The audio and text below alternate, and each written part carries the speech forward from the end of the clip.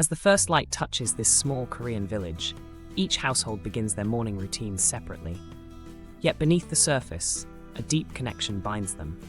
The shared ingredients like gochujang and kimchi that appear on every table. This is where our story begins, not with individual meals, but with the invisible threads of community woven through food. The village market comes alive as the sun rises higher. Here, neighbors exchange not just goods, but recipes and techniques.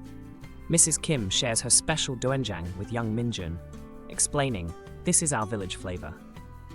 The market isn't just a place of commerce, it's where the community's culinary identity is preserved and passed down through generations. In the communal fields, villagers of all ages work side by side, harvesting cabbages and peppers. Teenagers learn from elders how to select the perfect leaves for kimchi. Laughter mixes with the sound of chopping. This isn't just farming. It's a living classroom where food knowledge becomes the curriculum that binds generations together. The village square transforms into a massive outdoor kitchen. Dozens of villagers assume specialized roles. Some wash vegetables, others prepare spice paste, while experienced hands demonstrate proper kimchi folding techniques. This Kimjang isn't just food preservation. It's a synchronized dance of community cooperation, where every movement strengthens social bonds. As they pack kimchi into jars, elders share stories of past village hardships and triumphs, the Japanese occupation, the Korean War, rebuilding efforts. "This kimchi fed us through difficult times," explains Grandma Park. The vegetables absorb spices, just as the younger generation absorbs living history, making each bite a taste of collective memory. Jars of kimchi begin circulating through the village, left quietly on doorsteps of the elderly, delivered to new mothers, given to struggling families. No payment changes hands, only quiet nods of understanding. This distribution isn't charity, it's the village's unwritten social contract, an edible promise that no one will face life's challenges alone.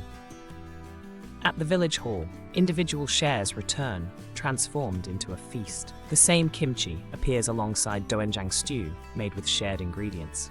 Strangers become friends, passing dishes, children serve elders first, and stories flow as freely as the makgeolli.